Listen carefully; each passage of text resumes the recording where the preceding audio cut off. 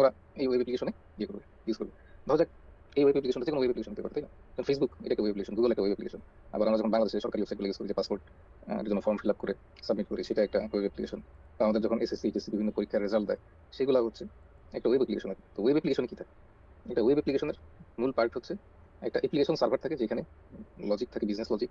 তারপর একটা ডেটাবেস থাকে, ডেটাবেসটাই ওয়েব অ্যাপ্লিকেশনের মধ্যে। তাহলে এটাকে যদি আমি বলি ওয়েব অ্যাপ্লিকেশন সার্ভার, তো এটার ভিতরে একটা ডেটাবেস থাকবে, ডেটাবেসের চিহ্ন।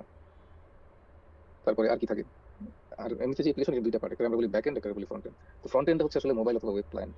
যেমন সেটাকে মোবাইল অ্যাপ্লিকেশন হতে পারে, যেটা ফ্রন্ট এন্ড, অথবা সেটা ওয়েবসাইট হতে পারে, যেটা আমরা ওয়েব ব্রাউজারের মাধ্যমে লোড করি। তো সেই ক্লায়েন্টে আমরা কি করি, যে HTML CSS দিয়ে সুন্দর করে যাতে কন্টেন্টটা দেখা যায়, এবং জিনিসটাকে ইন্টারেক্টিভ করার জন্য জাভাস্ক্রিপ্ট ইউজ করা হয়, বা আসলে জাভাস্ক্রিপ্টের বিভিন্ন ফ্রেমওয়ার্ক ইউজ করা হয়। আর সেটা, তো সেখানে এই ওয়েব সার্ভারের সাথে বিভিন্ন সময় যোগাযোগ করে ডেটা আদান প্রদান করে। যে আমরা যখন ফর্ম সাবমিট করি, তখন সে হয়তো প্রথমে বেসিক একটা ভ্যালিডেশন চালায়, ফ্রন্ট এন্ডে চালায়। সে যদি দেখে যে না, ফ্রন্ট এন্ডের ভ্যালিডেশনটা ঠিক আছে, তখন সে ব্যাক এন্ডে এই ডেটাটা পাঠায়। তো এইখানে যে কমিউনিকেশনটা হয়, এই কমিউনিকেশনটা হচ্ছে সাধারণত HTTP কমিউনিকেশন। HTTP প্রোটোকল ব্যবহার করে এই কমিউনিকেশনটা হয়। এবং একসময় ছিল এখানে, মানে এক সময় মানুষ বিভিন্ন রকম ডেটা টাইপ বা ডেটা স্ট্রাকচার নিয়ে কাজ করছে, যে আচ্ছা HTTP কমিউনিকেশনে কি রকম ডেটা আদান প্রদান করলে ভালো হয়। টেক্সট পাঠালাম, তখন একসময় আইডিয়া আসলে XML পাঠালে হয়তো ভালো হয়, কারণ তাহলে ডেটাটাকে ডিসক্রাইব করা যায়। এখন সবচেয়ে জনপ্রিয় হচ্ছে জেসন ফরম্যাট। তো জেসন ফরম্যাট হচ্ছে জাভাস্ক্রিপ্ট অবজেক্ট নোটেশন। এটা জনপ্রিয়তার মূল কারণ হচ্ছে আমরা যে ওয়েব ক্লায়েন্টে জাভাস্ক্রিপ্ট ইউজ করি, সেটা নেটিভলি এটা ইউজ করতে পারে জেসন অবজেক্টটাকে। আর এই জন্য বিভিন্ন প্রোগ্রামিং ল্যাঙ্গুয়েজগুলো ওই জেসন অবজেক্টটাকে নিজেদের ডেটা স্ট্রাকচারে কনভার্ট করার জন্য ইজি লাইব্রেরি তৈরি করে ফেলছে। যেমন পাইথনেও আছে, ডিরেক্ট জেসন থেকে ডিকশনারিতে নেওয়া যায়, বা ডিকশনারি থেকে ডিরেক্ট জেসনে নেওয়া যায়। তো HTTP প্রোটোকলে ব্যবহার করা হয় সাধারণত ডেটা ফরম্যাট হচ্ছে জেসন। তো জেসন ছাড়াও বর্তমানে আরেকটা জিনিস আস্তে আস্তে জনপ্রিয় হচ্ছে, বিশেষ করে যেখানে বেশি, মানে স্কেল অনেক বড় আর কি, সেটা হচ্ছে জিআরপিসি। এই প্রোটোকলের নাম হচ্ছে জিআরপিসি প্রোটোকল। এবং জিআরপিসি প্রোটোকলে যে ডেটা আদান প্রদান করা হয়, ওই ডেটা ফরম্যাটটাকে বলা হচ্ছে প্রোটোবাফ। তো আমি যখন গ্র্যাবে ছিলাম, গ্র্যাবের শুরুতে সব HTTP কমিউনিকেশন ছিল এর মাধ্যমে, জেসন ডেটা আদান প্রদান করা হইতো এগুলো। পরে ওরা জিআরপিসি তে মুভ করছে। আহ, কিন্তু এটার জন্য আসলে এটা আবার অনেক কমপ্লেক্সিটিও আনে, মানে এটা এমন না যেটা ফ্রি। মানে ফ্রি বলতে বিনামূল্যে ঠিক আছে, কিন্তু তাহলে তো আমি আমার এটা যেহেতু ভালো, তো আমি সব HTTP রিপ্লেস করে জিআরপিসি করে দিলাম। তো জিনিসটা এত সিম্পল না আর কি, একটু ঝামেলা আছে। কারণ জেসনে আমরা যেমন ডিবাগ টিবাগ করার জন্য অনেক টুল অ্যাভেলেবল, জিআরপিসি তে হয়তো টুল নিজেদের তৈরি করতে হয়, এখন হয়তো আস্তে আস্তে টুল বের হচ্ছে। আর এমনি প্রোটোবাফটা কেন ভালো, কারণ প্রোটোবাফটা হচ্ছে বাইনারি ফরম্যাট। এটা ডেটা খুব কম্প্রেসড থাকে, এই জন্য কম ডেটা আদান প্রদান করতে হয়। এটা হচ্ছে এক নম্বর কারণ। তাই নেটওয়ার্কে যদি আমি কম ডেটা আদান প্রদান করি, তাহলে অবশ্যই এটা ফাস্ট হবে। আর দ্বিতীয়ত হচ্ছে এটাকে যে এনকোডিং ডিকোডিং বা মার্শাল মার্শাল কোডিং সময়, যেমন জেসনটাকে পাইথন, যদি পাইথন থাকে ব্যাকএন্ডে, জেসনটাকে পাইথনের ডিকশনারিতে কনভার্ট করা, বা পাইথনের ডিকশনারিকে জেসন কনভার্ট করা, এই কাজটা বেশ সময় সাপেক্ষ ব্যাপার। কিন্তু জিআরপিসি তে যে জিনিসটা থাকে, যে বাইনারি প্রোটোকল, ওরা জানে যে কিভাবে এটা করতে হবে, এবং এটা খুব ফাস্ট মার্শাল করা যায়। তো এটা হচ্ছে দুইটা কারণ আর কি, যে কারণে জিআরপিসি এবং প্রোটোকল ভালো। কিন্তু আমরা যদি সাধারণ একটা ওয়েব অ্যাপ্লিকেশন বানাই, বা মোটামুটি স্কেলেবল হইলে, ওটাতে আসলে জিআরপিসি প্রোটোকল শুরু থেকে ইউজ করা দরকার নাই। যেমন যেটা বললাম, যেমন HTTP এপিআই ডিবাগ করা যেমন সহজ, অনেক টুল অলরেডি আছে, কারণ এটা অনেক বছর ধরে চলছে। তো জিআরপিসি ক্ষেত্রে ব্যাপারটা সত্যি না আর কি। তাহলে আমরা এই HTTP কোর্সে বেশিরভাগ সময় HTTP প্রোটোকলের মধ্যে আমরা থাকবো। আর এটা হচ্ছে ওয়েব অ্যাপ্লিকেশন সার্ভার। তো আমি যখন একটা ডোমেইন নিয়ে করি, হ্যাঁ, যেমন ধরলাম draw.io, যেটা আমি ইউজ করলাম, বা এটা অবশ্য এই যে রিডিরেক্ট হয়ে app.diagrams.net চলে আসছে, তখন আমি তো ডোমেইন নেমটা জানি, কিন্তু আসলে ডোমেইন নেমটাকে কিসে কনভার্ট ট্রান্সলেট করতে হবে, একটা আইপি অ্যাড্রেসে ট্রান্সলেট করতে হবে। এই জন্য ডিএনএস সার্ভার,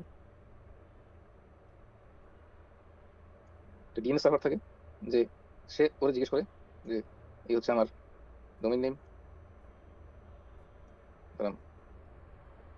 তখন সে ওর কাছে ইয়ে রিটার্ন করে, যে তার আইপি অ্যাড্রেসটা রিটার্ন করে।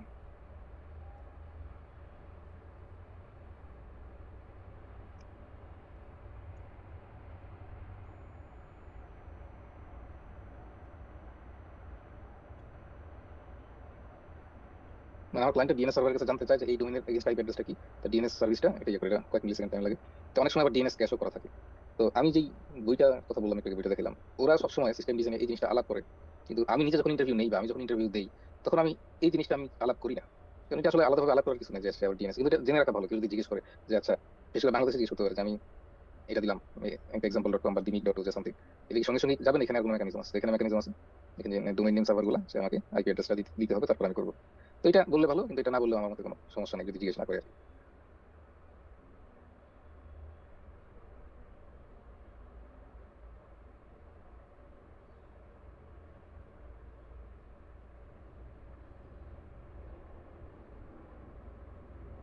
তো এই কাজটা প্রথমে হয়, হওয়ার পর এখানে রিকোয়েস্ট যায়, এখানে রেসপন্স আসে। এখন এই ওয়েব অ্যাপ্লিকেশন সার্ভার, এটা তো আসলে একটা কম্পিউটার।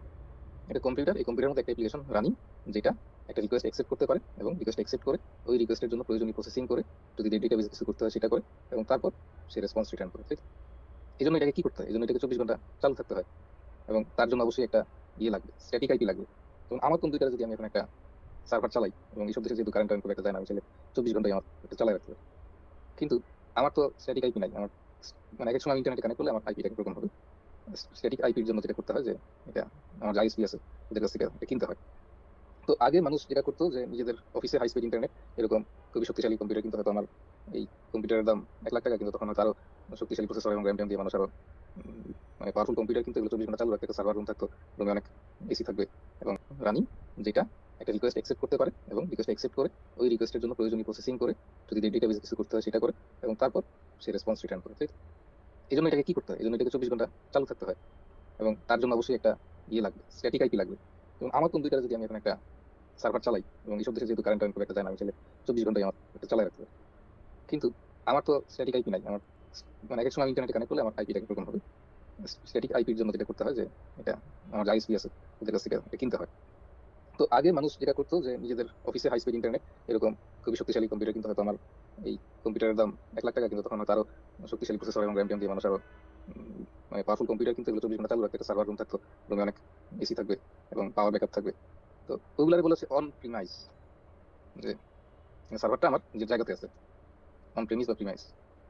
তো যাই হোক, এটা হচ্ছে একসময় এটা খুবই জনপ্রিয় ছিল হয়তো 10-15 বছর আগে বা তারও আগে। এখনো রিসেন্টলি কেউ কেউ হয়তো করে, কিন্তু এটাকে রিপ্লেস করে দিল কে? এটাকে এখন বর্তমানে রিপ্লেস করে দিচ্ছে ক্লাউড। তো এটার সাথে মানে এর সুবিধা কি? তো অন প্রিমিস মানে যে আমার ওই অফিসে বা আমার বাসায় বা আমার গ্যারেজ যেখানে মানে যেখানে আমার অফিস বা সার্ভার, সেখানে ফিজিক্যালি সার্ভারটা থাকবে, এটা সবসময় চলবে, এটা আমি মেনটেন্স করবো, এটার মধ্যে অ্যাপ্লিকেশনটা থাকবে এবং আমার এটা হাই স্পিড ইন্টারনেটের সঙ্গে সার্বক্ষণিক যুক্ত থাকবে।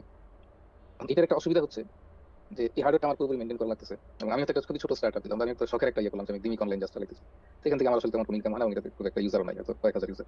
ওদের জন্য কিন্তু আমার 2 লাখ টাকা খরচ করে একটা কম্পিউটার সারাক্ষণ চলতেছে। তো এটা মানে খুব একটা ফ্রুটফুল না। এই জন্য ক্লাউড ইয়েগুলো যেটা করলো, ওরা বিভিন্ন কনফিগারেশনের কম্পিউটার প্রোভাইড করলো এবং ওইখানে আমরা ওই কম্পিউটারগুলো ভাড়া নিতে পারি, সেটা ঘন্টা প্রতি বিলিং হয় এবং সেই কারণে আমরা শুরু করতে পারি খুবই ছোট কনফিগারেশনের একটা কম্পিউটার দিয়ে। এবং পরে আমার যদি ইউজার বাড়ে, হয়তো আমি এখানে অনলাইন জাস্ট চালু করলাম, তো শুধু শুধু তো আমার টাকা পয়সা খরচ করার দরকার নেই, না পয়সা করার দরকার নেই। প্রথম 1,000-এর জন্য হয়তো আমার মাসে $10 একটা সার্ভার হলেই হয়। তো ওরা এখন যেটা করলো, আচ্ছা ঠিক আছে, এই $10 সার্ভার, এটা আবার কিরকম কম্পিউটার? কম্পিউটার নিশ্চয়ই এই 1,000 টাকায় পাওয়া যায় না, তাই না? ওরা যেটা টেকনিক অ্যাপ্লাই করে, এটা হচ্ছে ফুল যে কম্পিউটার, ওইখানে ভার্চুয়ালাইজেশন একটা টেকনিক অ্যাপ্লাই করে, যার মাধ্যমে এখানে আসলে যে 10 জনকে ওই কম্পিউটারটা ভাড়া দেয় এবং প্রত্যেকের জন্য নির্দিষ্ট সিপিইউ এবং মেমোরি এবং ডিসপ্লে দিতে পারে বরাদ্দ। তো ওইভাবে আসলে ক্লাউডের ব্যবসাটা শুরু এবং ক্লাউডে এটাই সুবিধা যে আমি আমার প্রয়োজন মতো আমার সার্ভারের ক্যাপাসিটি কমাইতে বাড়াইতে পারবো এবং শুধু সার্ভার না, আরো অনেক ধরনের সার্ভিসও ভাড়া দেয় বা প্রোভাইড করে। তো এতে যেটা হয় যে ওই আমি যদি নতুন কিছু একটা স্টার্ট করতে চাই, নতুন একটা অ্যাপ্লিকেশন, এক্ষেত্রে আমার খরচটা খুব কমে যায় এবং মেইনটেন্যান্সও আমার খুব বেশি করা লাগে না, এটা ক্লাউড প্রোভাইডার কোম্পানি এটা করে থাকে। তো বর্তমানে ওয়ার্ল্ডে সবচেয়ে বেশি ব্যবহার করা হচ্ছে AWS ক্লাউড, এটা হচ্ছে অ্যামাজন ওয়েব সার্ভিস। এটা ছাড়াও পপুলার ক্লাউড হচ্ছে গুগলের ক্লাউড আছে, মাইক্রোসফটের আছে এজুর, তারপরে আলিবাবার আছে আলি ক্লাউড, তো এরকম IBM এর বোধহয় একটা আছে। তো এইগুলা প্রচলিত আর কি। তো সবখানে কনসেপ্ট কাছাকাছি, এরকম না যে আমি AWS ইউজ করে বসতে গেছি, আমি গুগল ক্লাউড ইউজ করতে পারবো না। জাস্ট আমার শিখতে হবে যে এখানে কি কি জিনিস আছে। তো যে কোনো একটা ক্লাউড এক্সপার্টিস থাকলে হয়। এই জন্য চাকরির বিজ্ঞাপনে আমরা অনেক সময় দেখি যে এই কোম্পানিটা গুগল ক্লাউড ইউজ করে।